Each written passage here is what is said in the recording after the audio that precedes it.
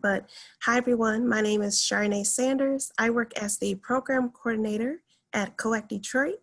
I'm so glad today to be partnering with CultureSource.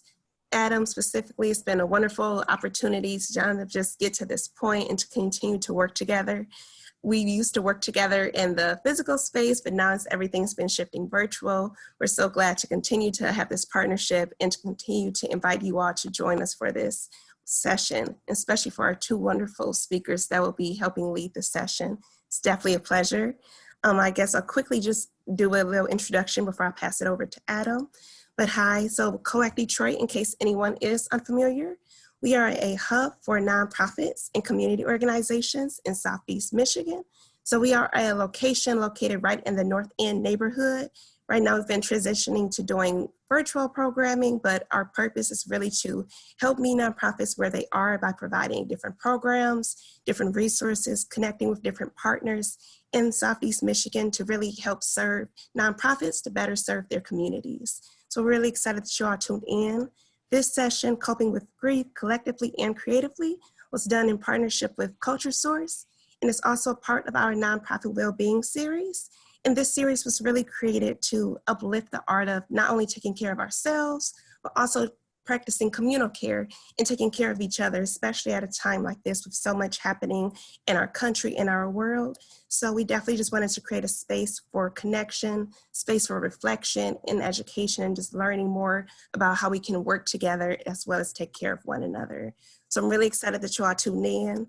If you're unfamiliar with Co.act Detroit, I can also provide a link to our website. We have a ton of several other programs, one-on-one with subject matter experts, if you want to kind of talk about whether it's legal resources or fundraising at a time like this. And we have several other workshops and programs that we're doing in the virtual space down the line for next month. So please stay updated on our website, coactdetroit.org, and I'll be happy to provide a link. And as you see, this session is also being recorded, so you will be getting a copy of this link as well as more information that the speakers will provide. At this time, I'll pass it over to Adam from take it from here. And thanks again, everybody, for tuning in. Thanks, Charnay. And thanks so much for your collaboration on this program too. We're super excited. So my name's Adam Desjardins. I'm the programs manager at CultureSource. CultureSource is an arts and culture organization serving arts and cultural organizations in Southeast Michigan. So what that means is we're an arts service organization that does re-granting opportunities, professional development, and just generally tries to connect and convene our greater arts and cultural landscape in Southeast Michigan. We have 160, maybe even 170 now, arts and culture organizations that comprise our membership. And we work to connect and convene them around ideas, around learning experiences, and around, how can we make our work better, more collaborative, and just connect with each other to create a bigger and brighter and more creative and vibrant world that we live in. So one thing we've been thinking about a lot is this concept of grief and how, to address what we all are going through and have been going through regarding to COVID, regarding to racial injustice in this country, and, everything else and beyond that was happening before and also will continue on into the future. And so reached out to Charnay to sort of think about how to make this a part of Co.act's well-being series, and we're excited to partner. That said, this is sort of an exploratory topic for us, which has been really fun, sort of collaborating and figuring out what to talk about. And so we really want to thank Dr. Means and Lori for helping join in and helping be thought partners in this program too, and thinking about, okay, how could we talk about grief and also think of ways to equip ourselves as nonprofit professionals, as people, as family members and loved ones and colleagues to talk about and think about how to cope with grief and also respond creatively too. For us at CultureSource, how can our membership of arts organizations think about, who they're working with and how they're doing their work to be sensitive to how people might be grieving, or, you know, be participating in the grieving process with people. So blah, blah, blah from me. I'm going to pass it on to Charnay to introduce Dr. Means, who is one of our awesome speakers that we have here today to sort of be in conversation with us. And at the end of the program too, we'll be also, you know, trying to make this a more multi-dimensional program. So we're going to be prompting you all to participate and be in conversation with us too. So feel free to raise your hand at the end of the program, which you can do, I believe, at the bottom of your screen in the right-hand corner. We will gladly unmute you to, you know, either offer a question or some insight or something you're thinking about, because we want this to be a conversation as well. We're very much all learning together in this, as we were just talking about before we started broadcasting. And so I'm super excited, and yes, enough from me. Thanks, Adam. And yes, definitely echo those thoughts. If you have an aha moment or something that really sticks out to you, feel free to raise your hand when we have questions. And also, if you want to put anything in the chat box as the speakers are speaking, feel free to do so. But I have the wonderful pleasure to introduce Dr. Myrtle C. Means. She is a seasoned psychologist with experience treating an array of mental health concerns, including mood disorders, anxiety, and grief and loss. She has also worked extremely closely with survivors of abuse and trauma. So at this time, I'd like to welcome Dr. Myrtle C. Means to kind of take the screen away, and please everyone welcome her. Thank you very much. Good afternoon, everyone who's joining us today, and thank you very much, Charnay, for that introduction. I also would like to thank Adam and Charnay for inviting me to participate on this panel during this unprecedented time in our history. Right now, I think that the topic of coping with grief collectively and creatively is one that we all can benefit during this time from a conversation. So thank you again, Co.act Detroit and CultureSource, for hosting this discussion. So we're going to jump right in. So let's start first by defining grief. You know, often when I talk to clients about mourning and grieving, they are often curious about what I mean by that. Grief is the experience of deep sadness and sorrow that is associated with the experience of some kind of loss. And it is a ever-present phenomena that we all experience throughout multiple stages of our lives. And so during this time, I just ask you to take a moment to think about maybe some of the things that you have mourned or are currently mourning. And so, like I said, if there are things that we often grieve, we think about it most often as it pertains to losing a loved one. That can be some of the most profound grief that we experience. But grief can also come at the loss of a job, a home, an idea, a dream. And during this time, I am sure that a lot of people are experiencing some aspects of grief related to how life has changed. And we'll talk some more about that as we continue our discussion. While I am going to be talking about grief in what is more like a linear fashion, I'll be referring to them as stages. I want you to keep in mind that grief is not linear, that we cycle through these stages throughout the process of grieving. So I want you to keep it in mind. And I will remind you of it as I continue to review the stages of grief. Now, Kubler-Ross gave us some of our first understanding of the grief cycle, and they used it to help us understand grief associated with terminal illness. But as we have seen throughout the years, that these stages of grief can be applied to many of life events, such as divorce. So let's take a look more closely at the various aspects of grief. Generally speaking, in the beginning, we experience denial, and it can be characterized by confusion, avoidance, shock, fear. You might remember, if you've lost someone near to you, thinking, it's hard for me to believe. Sometimes I have clients who say, I still pick up the phone to reach out to my father, and then I realize, oh, right, he's no longer here. And so that kind of captures the experience of denial that we often experience with grief. So denial is a defense mechanism, right? It is used to help protect us, but eventually it is important for us to move through this phase of denial and get to what is underneath. And for many of us, what's underneath that is a myriad of emotions, which we will talk about.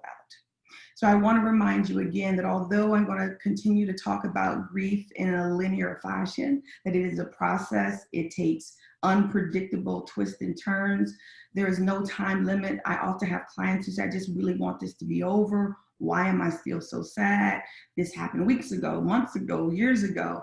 And I often respond to them, grief lasts as long as it lasts. And for some of us, it lasts forever.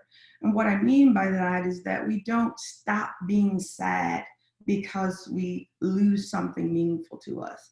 What usually happens is that we learn how to live with our sadness. The sadness doesn't stay as acute as it is maybe in its first days and weeks and months, and it evolves into something more tolerable. So again, keep in mind that it is a process and that we all experience it in different ways. So in the first phases of grief, thinking about denial and anger here, we are gathering information, like what have we lost? If we've lost a loved one, if we've lost a home, if we've lost status. I heard Charnay and Adam talk about being accustomed to working with each other face to face, and now we are living our lives virtually. And so one thing that many of us have lost during this time of COVID-19 is our social connections with people, our loved ones, our peers, our co-workers, friends and family. And so that's one of the things that I know that many of us are grappling with during this time. So we're gathering information about how we are affected by losing these things. As we see with the riots and demonstration regarding Black Lives Matter, people feel like their freedoms and civil rights have been lost and trampled upon. And part of what we see is people communicating how this is affecting them. And one of the things that they're communicating is their anger, their frustration, their irritation around this loss. And so that's what's happening during this phase of grief. I chose this quote: grief is not an emotion we expect to feel about work. Anger, frustration, dread, boredom, indifference, sure. But grief, it happens too. I chose this quote because of how we're working so differently during this time. The school years ended with students on Zoom and teachers teaching via video. And even though I have had a virtual practice for 3 years, I've also had a face-to-face practice, which is now 100% virtual due to COVID. As I mentioned earlier, Adam and Charnay talked about the space that they provide to work cooperatively together, and that space had to shift into this virtual world. And so thinking about some of the losses that have been associated with that and how it is affecting us, I think is really important to keep in mind, because we don't necessarily think about work when we think about grief. So I consider anger to be the default emotion. It is the emotion that is often at the surface.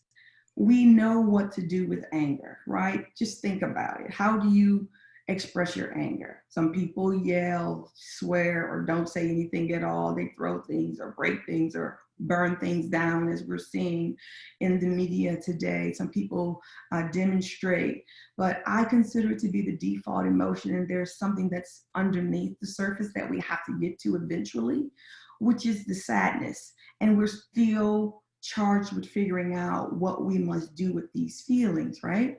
What should we do with our feelings? Then one of the next phases of grief is bargaining. And this is something that we kind of helps us to kind of make meaning out of our grief. And sometimes we see this manifest in ways such as, if I get another opportunity, I will make the best of it. If this person that I love gets an opportunity to live longer, we will continue to make more memories. If I get a chance to live longer, I will, check things off of my bucket list. I have a client right now who's bargaining regarding the loss of the pet. And if she's talking about, if she gets more time with this dog, which she treasures, she's going to provide better self-care. She's going to stop drinking. She's going to stop smoking. But one of the things that we have come to know about grief, especially grief that is associated with life, is that we don't often get to choose, that there is no negotiating with death. And so sometimes we have to try and find meaning and understand what, again, this loss is going to mean to us. This is also the time that we seek out emotional support from others. And to that end, there are various ways that we might find some support and comfort. Sometimes we grieve alone. There are aspects of grief that are very personal, even though you and someone might share the loss of a loved one or loss of a job or opportunity. Sometimes our experience of that loss is something that we must process individually. Then sometimes we grieve collectively, like we're talking about today. We seek out the support of others, sometimes peers, family, friends. As we've seen again in the media, sometimes people create movements like the Me Too movement, like the Black Lives Matter movement. Sometimes people destroy. They burn down buildings and they riot and they express their emotions and they feel the support of the people around them in the streets, grieving alongside them. Sometimes grief becomes really complex, and as a consequence of that, it lasts longer, the acute phase, because remember I said sometimes it lasts forever, but I'm talking about those acute, burdensome feelings of grief that sometimes extend beyond what we expect. And under those circumstances, then there's an opportunity to seek out emotional support to help you continue to process the experience of loss. So depression, another stage of grief. And I think that it's important to understand how depression is defined. I chose this slide specifically because it has a lot of the different feeling and experiential words associated with depression, right? People feel overwhelmed and helpless, but there are also a constellation of symptoms that I think are important for people to understand. For a long time in history, and even sometimes today, people refer to depression as having a nervous breakdown. And what does that really mean? You're having a nervous breakdown. Well, depression is defined by symptoms. Symptoms that are characterized by having a down mood for the majority of the day for a consistent period of time, a couple weeks, several months, sometimes even longer. There are disturbances in sleep patterns such as insomnia or hypersomnia. People might experience shifts in appetite with an increase in appetite that can be accompanied by weight gain or a loss of appetite, which can be accompanied by weight loss. There are often feelings of guilt and irritability. Sometimes we see a constellation of cognitive symptoms that alert us to depression, problems with concentration, attention, memory.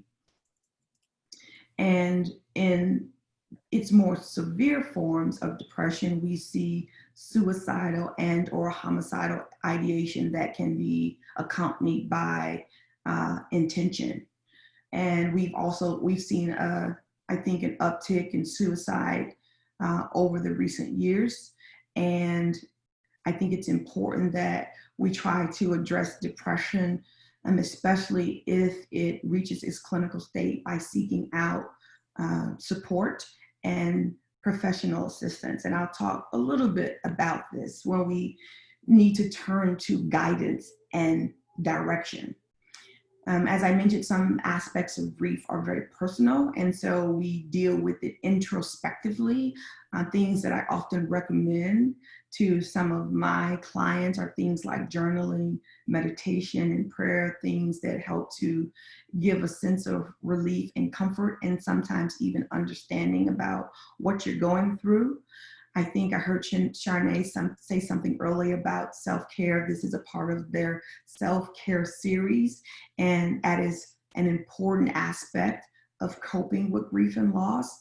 And you should think about your repertoire. What do you have that makes you feel better, both emotionally and physically, spiritually? What kinds of things do you do? Personally, I think physical exercise is really important. Trying to find pleasure in things is really important, which can be difficult with depression, because sometimes you don't experience pleasure from the things that normally gives you pleasure, like reading or listening to music.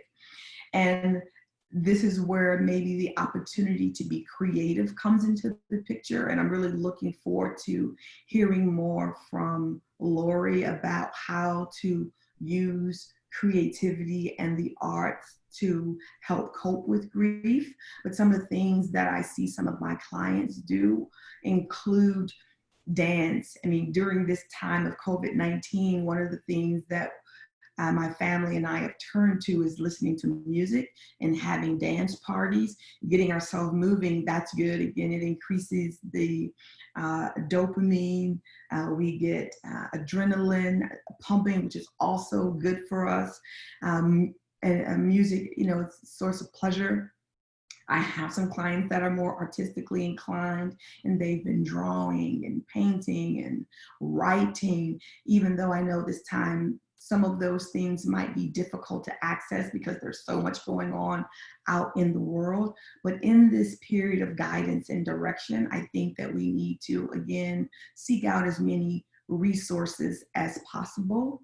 I have medication and therapy on the list because it is a resource that can help with coping with some of the depression and anxiety, hopelessness associated with grief and loss. Sometimes the chemicals in our brains are just a little off, and even though we've reached out to our peers and we're listening to music and we're trying to create, it's not enough. And that's when you turn to the professionals and you ask for some additional support. Acceptance. Again, even though it's at the end of the discussion, like I said, we will ping pong through these phases. You will cycle through, you'll experience denial and anger and bargaining and depression and back to anger and back to denial, and you'll cycle through. But eventually, we hope to land on acceptance. And what must we accept? So we must accept that we've lost someone or something that is meaningful to us. We must understand what that loss means to us. We must accept that there is no life without death. We must accept that there is no joy without sadness. And the other thing that we must accept in the context of grieving is that if we are grieving appropriately, there is no grief without hope and excitement. Be on the other side. That should always be on the other side of grief. There should be some hope and the acceptance that there is something on the other side of sadness. There's something on the other side of loss. And it might be a new love if you've been divorced, a new job if you've lost a position.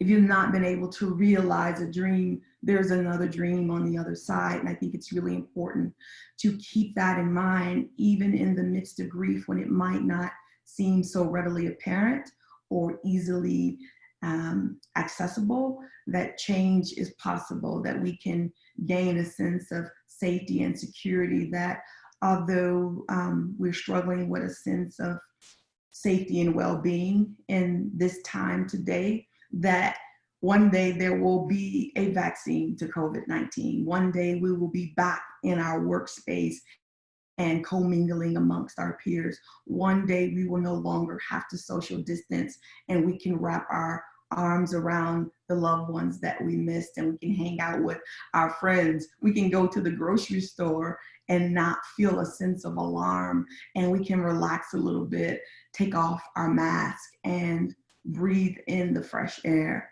So for all of you in today, and those who have lost someone as a result of COVID-19, or as a result of life, because life is still happening alongside COVID-19.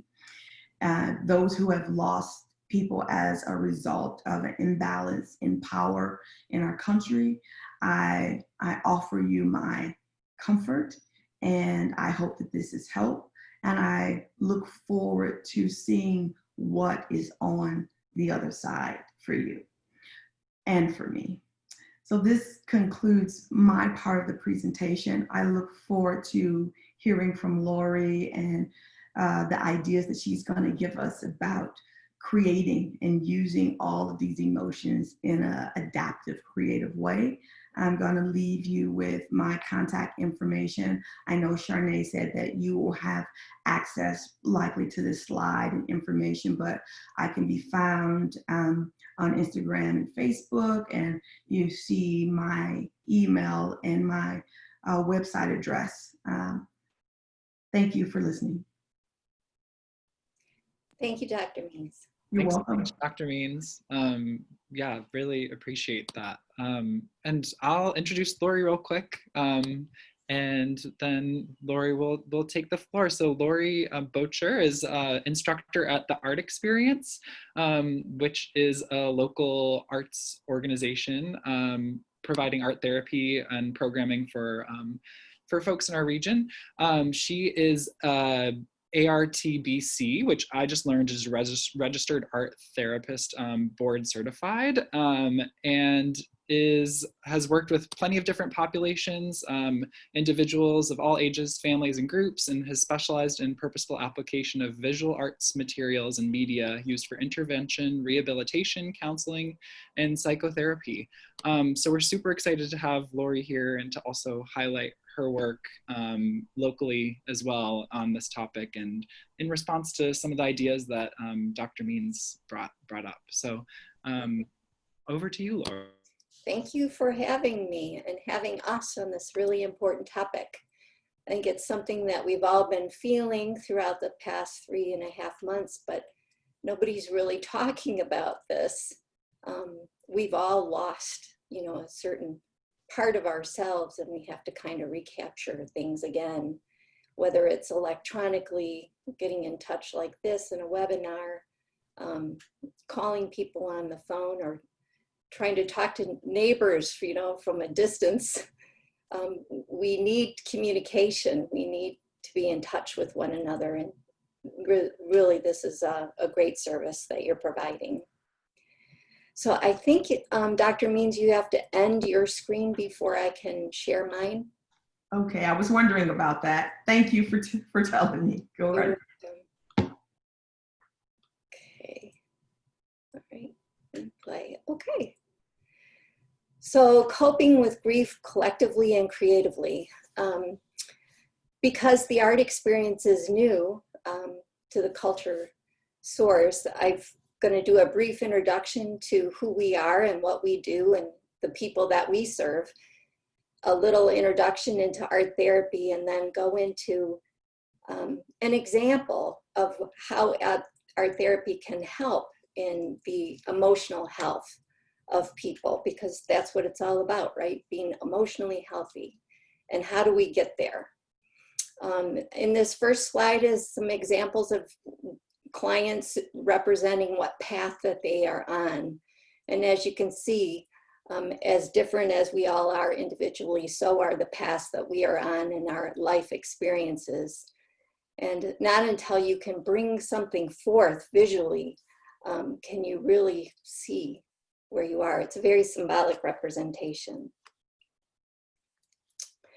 The art experience was founded in 1996 by a group of wonderful women who were artists and also students at Wayne State University.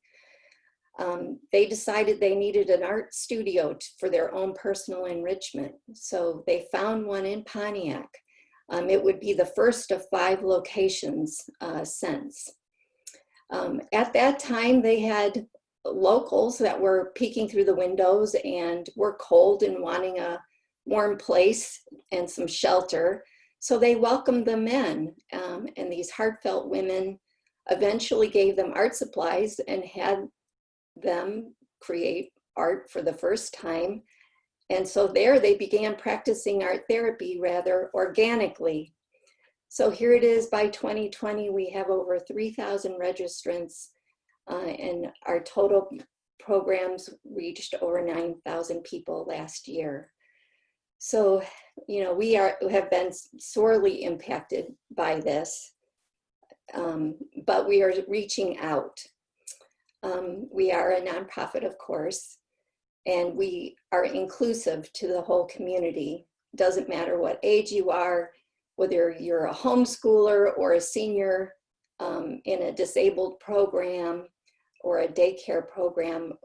We get people from all over the county, in several counties, and we enjoy it so much. We have a daily open art studio that the price has never gone up from $5, and that's what we call making a $5 difference. We also have a super art coordinator, director who puts on monthly art parties. Some are with instructors. I instruct on occasion, and we have private art party space too. Everything's scheduled. We have projects of the month that are for all ability levels, and we just make it a fun atmosphere. It's about 2,000 square foot studio space. It's all open. We used to be a used car dealer ship back in the 50s. It's a historical building, which we celebrated last Christmas, the history of the architecture of our building. So visit us online and at Facebook. We also have an art store where you can buy our artist in residence artwork.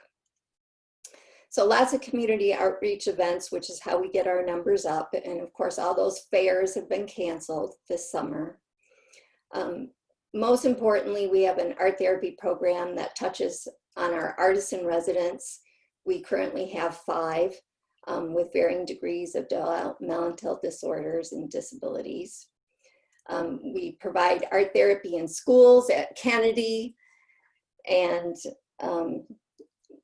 we have art therapy for a Create Recovery group, which is a stroke survivors group and their caretakers. And that is something that was started through St. Joe's Hospital, and we've continued it on. And we've got about 10 to 15 members at any given time, most whom are seniors and are in complete lockdown in their assisted living situations because of the COVID. And they were prolific artists, and they really liked coming into the studio, kind of acclimated them to being around people again post-stroke, removing the isolation and the barriers to their well-being. So we've kept in touch with them. I have by phone. Not all are online wizards, you know, and have, you know, that interest in being online, but we do the best we can to keep them making art in their sketchbooks and whatnot. Here's just a sampling of our patrons who are regulars. I mean, these are the people that bring us to work every day. We just have so much joy interacting with them, encouraging them to make their art, and are always surprised at how prolific they are and resourceful in making art out of found materials all of our materials are donated for the most part. That's how we keep our costs down. And everybody has a good time. So what is art therapy? It is the purposeful application of using visual art materials and media for intervention. It's complementary to counseling, psychotherapy, and helpful in rehabilitation of all kinds. And who benefits? It's everyone. And it doesn't matter whether or not you have a mental health issue or a disability. Art therapy is good for everyone because it allows you to express yourself openly and freely without fear of judgment. You know, that isn't an art instruction where something has to look and be created in such a way. It is a personal expression, and it's something that everybody can do regardless of ability. You do not need prior ability to take art therapy. And the outcomes are positive. You know, we see it every day through this symbolic expression of what's hiding back there in our minds and our hearts. We can look at it right in front of us and explore it and reflect on it and become more self-aware of how we are really feeling and coping in the world. It helps to reduce anxiety, depression, trauma, build resiliency, you know, find hope, strengthen those skills, and it supports a state of psychosocial well-being, whether it's in a recovery situation, in a crisis unit, to being in a school situation where kids especially build a lot of self-esteem and confidence in the artwork that they make, that they express their own voice. And it also helps to build cooperative relationships in schools. So kids do really good with art therapy. Art experientials are the keystone to being an art therapist.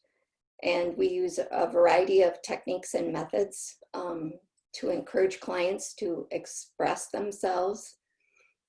We get into drawing, painting, sculpture, mixed media, collage, all the wet to dry, dry to wet materials in a safe manner.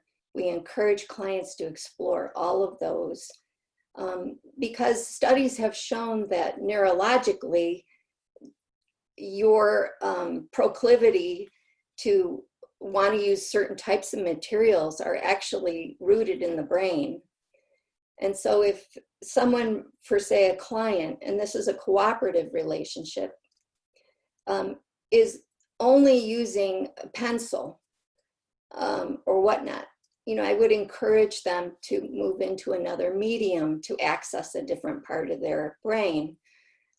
For instance, collage materials and words are accessing the front of the brain, the cognitive thinking, but perhaps they're not processing emotional or feeling thoughts. And that would lend itself to more water-based or more fluid type materials. So it's a gradual process, and it's in agreement with client and therapist to kind of move into these other areas if they're stuck, if there's some kinds of blockages. A fully functioning person will use a mixed media, full creativity, will not be afraid or resistant to trying anything. And I do have a number of clients that don't like to get their hands sticky. Well, that's something different. You know, maybe that's how they're wired, and I respect that. But at the same time, there are a lot of experientials, directives, and goals that can be reached by tapping into different materials. So it is transformative. I've seen it happen. The Mandala is something that I'm going to touch on in a moment.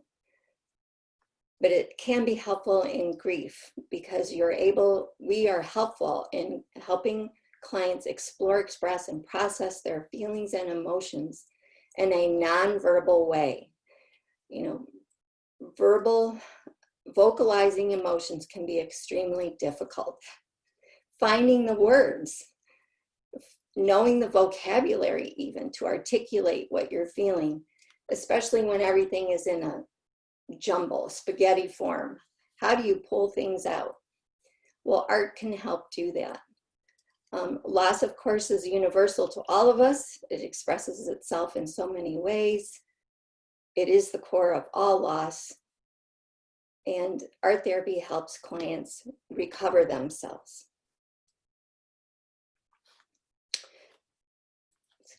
The mind-body-spirit connection of art therapy can be symbolized, especially in the Mandala, which has probably been one of the more studied or researched experientials in art therapy. It has shown that drawing within a circle produces inner focus, calm, and relaxation. It's a form of meditation in ancient cultures like Tibetan Buddhists, who create sand mandalas as a ritual and then swipe it all away, because there is an element of impermanence to our thoughts and feelings and the things that are currently present.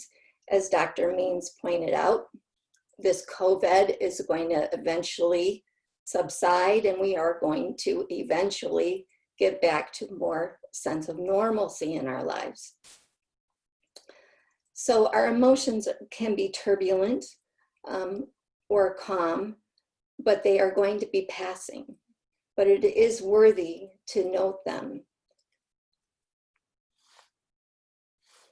So what a structured mandala would be is like this. A feeling that you often show to others. This is the beginning of the directive. A feeling you usually keep to yourself. A feeling that you like to have. A feeling you wish would go away and not come back. A feeling that you would like to have more often. So that's 5 very specific questions to describe how you're feeling. That sounds like a daunting task. So I would pass out an appendix, and there are so many out there online, but here's an example. The opposite of happy is sad. Weak is strong. Compassionate, shamed, and so on. So people can really examine how they're feeling. I mean, who knew that there were 35, 40 different words to describe happy?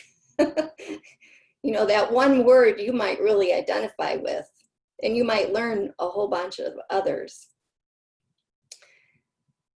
So that would be rule number 1, to pick out 5 words to describe how you're feeling in relation to those questions. And here is the result of that. You've got your words, and now I have you assign a color to each of those words. What color represents that one word? And you can see that's challenging too. So people who are needing, you know, an emotional trip to the gas station, you know, need a boost, even find selecting colors and words a challenge. So they go through that motion, and as you can see, it's a lot of work. You know, this doesn't happen just like that. And then we take a dish plate or a salad plate on a piece of paper, and we trace it out, and then we create a mandala to express our feelings using just those 5 colors. And that is where the magic begins. And here are some interpretations of what that might look like. Here in the lower right is someone who drew 3, saying, here are my highs and here are my lows. And she added colors to show her the polarity that she feels often between high and low. And with the birds that are partially colored, this was a stroke recovery survivor who found it difficult to use her hands, but she really enjoyed coloring. She wasn't up to the task of creating her own mandala, so I supplied a pre-drawn one. And this was an individual who hadn't been out of the house in years. You know, she stayed home after her stroke. So she really struggled, but felt value in doing that. The unique thing about the circle is it's a container. And you can see some of these have a lot of strong emotion in them. And it contains the emotion. While some may spill out, which indicates, you know, how much they're feeling. And then at that point, especially in a group context, where this is also very valuable, is people can share what they're feeling. And that's key. Now you have a self-awareness and you've identified what you're feeling. Now you can tell people about it. You can share your experiences and why maybe you're feeling that way. But just being able to be acknowledged that you're feeling that. And that's okay because everybody else is too, has great value. So here again, pictures of our stroke group on the left, our school-based group at Kennedy and Pontiac in the middle. Lots of our patrons who are regulars, you know, people who come in every week to make that one object, you know, and sometimes make 5 things because it's still $5. Make all the art you want. And that's the art experience. So thank you. Thanks so much, Lori and Dr. Means. Really, yeah, appreciate and seeing similarities in what you both had to share too. Just want to encourage folks to raise their hand if they have a question or something that they'd like to share.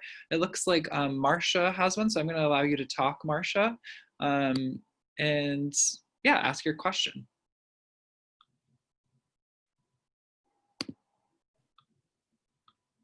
Let's see.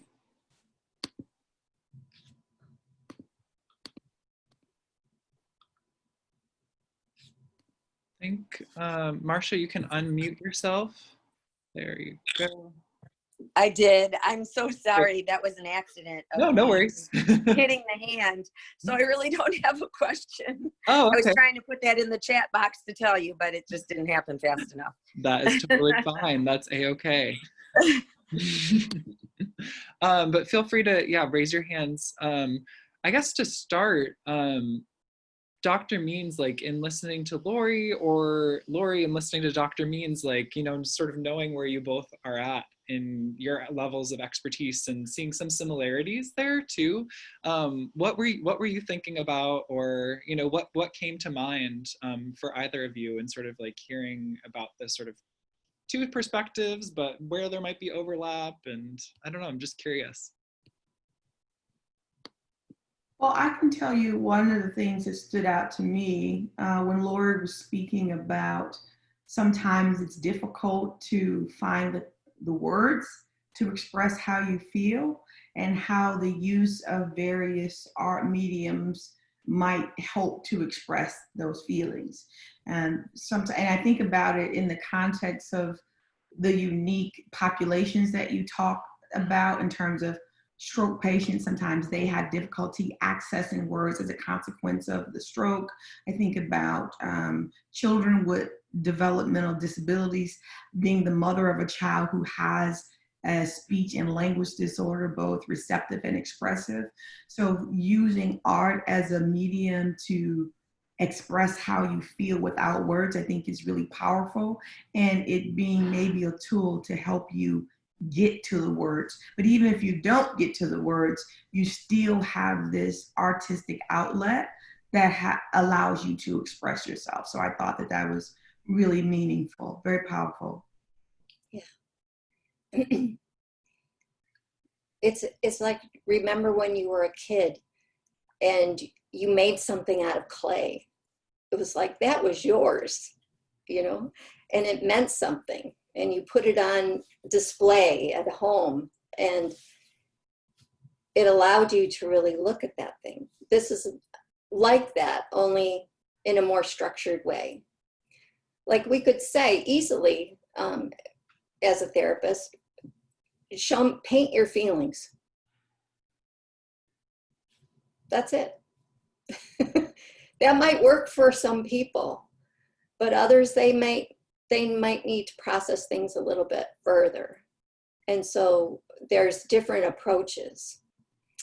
Some can be left more open. Like if you're just feeling, I don't know, angry, I might give you clay and say, well, sculpt your monster. What does it look like? Show me what that looks like. And, you know, and then smash it. You know, there's therapy in that too. I appreciate the open space without any predetermined expectations. For me as a psychologist, creating a space where you can bring whatever comes to mind into the room is really important.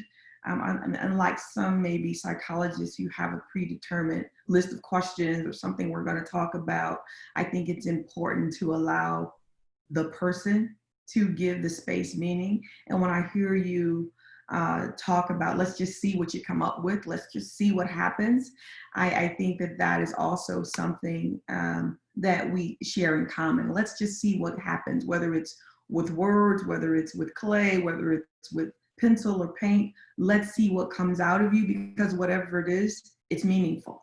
Right. And you can take it somewhere, right? You can talk about it then. Like, well, here it is. Let's talk about it. Yeah, and I also think it's about person-centered. Yeah, I think about that concept too, with like how we do our work, people who are working in nonprofits and working with other people all the time. Is like, okay, how do we make the space for, you know, the people that we work with regularly to have a say in things? And I think that that's, at least in like the art sector and what we're seeing and thinking about, there's a lot of, okay, well, like how can your audience empower decision making, or, you know, how can there be space for audiences to sort of like weigh into what you do and how you do it, and also how do you make space for that too, in the same way that thinking about like, okay, how would we make space for an audience to think, or like who we work with to think through some of these concepts and ideas of processing and connecting to grief. It looks like we have another hand raised by Laura, so I'm going to allow Laura to talk here. Hello, thank you all for putting this on and for your information. I'm finding it very valuable, very helpful. My background is in art and design. I worked in advertising for a long time, and I also taught at College for Creative Studies. Like everyone else, I'm finding what's going on currently with COVID and the race issues and politics and everything else to be a bit overwhelming at times. But I wanted to add what's worked for me, another expression of creativity in addition to drawing and painting and writing, is cooking and gardening. You know, I feel that those are very creative outlets that let you express yourself. And on top of it, they're things that you can share with other people. I can't tell you how much it made me smile the other day when I saw a lady out going for her daily walk. She stopped in front of my house and pulled out her phone out of her pocket and took pictures of my flowers. it just made me feel good that I was able to bring just a small amount of joy into someone else's life by doing something that had brought me joy. So I just want to thank you for, sharing all of this with all of us. I am so glad you said that, Laura, as I was thinking about things that bring me comfort and something that I've been creating. We've been doing a lot of cooking as a family as a result of COVID-19. So I totally agree in terms of creating something beautiful and something pleasurable. And I was out for a walk today and my neighbor walked by and she said to me, "Your flowers are so beautiful." And so both of those things, as I was out pruning and deadheading my flowers this morning, another source of pleasure for me, but also a source of pleasure for my neighbors walking by. So I can really appreciate your input. And I just have one other question before you remute me, is, Lori, I didn't know anything about the art experience, so I'm so thrilled to learn about it. And once we get past all of this isolation and shelter in place, do you utilize volunteers at all? We do. We have a number of volunteers. Some are actually on our board now. Yes, we do.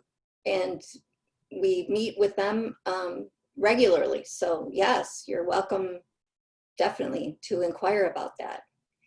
Okay, great. Thank you. Thanks so much, Laura.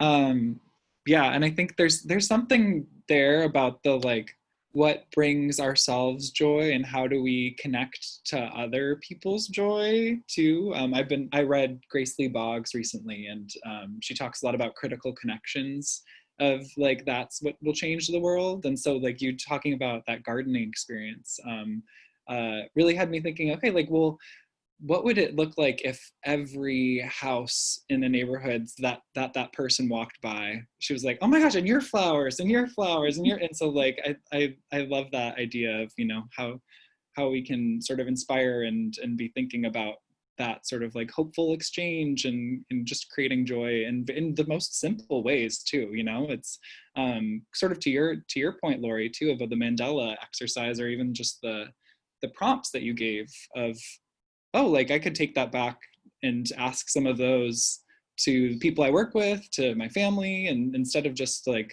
"Oh, how are you?" or be like, "Hey, how does the feeling, let's locate a feeling together," and just making a little space for that. I feel like it's those simple things that can really go a long way. Have you also seen this whole movement, Rainbows Across Michigan? No. It's going on? Oh, a friend, a former colleague, introduced me to it, invited me to the group on Facebook. And what it is everybody shares they're making rainbows, whether it's putting up decals in their windows, in their houses, chalk drawings on driveways, or what it might be. And to see all of these, because it's most of us think of a rainbow as an expression of happiness. And so when you see all these people creating these and then sharing them. And I thought it was so great the other day when I was driving to the grocery store. I went down a street and 3 houses, just randomly 3 houses, had those rainbow expressions in their windows or on their driveways in the front door. So I thought that was a very cool movement and a great use of social media to promote it. Well, what a group of us did at the art experience is create these hearts, actually out of insulation foam, the stiff insulation foam, and elaborately decorated those into hangers and personalized them for our artists in residence, who we are used to seeing every day, and yard signs with big hearts that said, "We miss you, we love you, we haven't forgotten about you." And we called them heart bombs, and we hand delivered them to each house.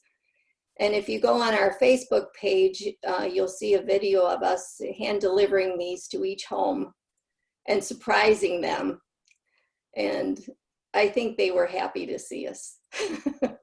And we were sure happy to see them. But it's finding the positive, you know, in all the chaos and remembering what's most important. And I love the story about the garden because, you know, when we're so busy, we don't have time as much for things like that. And gardens, and I've noticed this spring was the most beautiful spring I could ever remember, with the flowers just bursting. And I did some gardening myself, and it's like, I don't think I would have done that. And the cooking, yes, I'll admit, good food, lots of recipes, you know, making things up and eating more. There's a cost to cooking. It's not as easy moving around, you know, burning calories like before. That's the only thing, is my joints, you know, aren't as loose as they were running around an art studio all day, up and down stairs and whatnot. But that's okay. Yes. Thank you very much, Lori and Dr. Means. This has definitely been so insightful and just so encouraging and powerful to just have this conversation with you all both. And I definitely want to be respectful of everyone's time. So thank you very much, everyone, for tuning in. Special thank you to CultureSource for partnering with us. This has been an incredible experience, and to our wonderful speakers for facilitating such a wonderful, phenomenal conversation. And thank you, everyone, for attending and making the time out of your day to come out. Definitely we're about to close out, but I definitely posted a survey link in the chat box, and also we'll send that in a follow-up email with the recording of this video and session. But before I just close it out, I'll just pass it over to Adam if there's any last words you have. But thank you very much, everybody. Yeah, just feel free to look up Dr. Means and Lori at the Art Experience and some of the links that Charnay had posted, and check out Co.act and CultureSource's programs on our websites as well. And thanks so much again, Dr. Means and Lori, and Charnay too. This was really, really great and super insightful. And yeah, appreciate everybody for making the time. Thank you all. Thank you. Take care, everybody. Be well and safe. Yes. Bye-bye.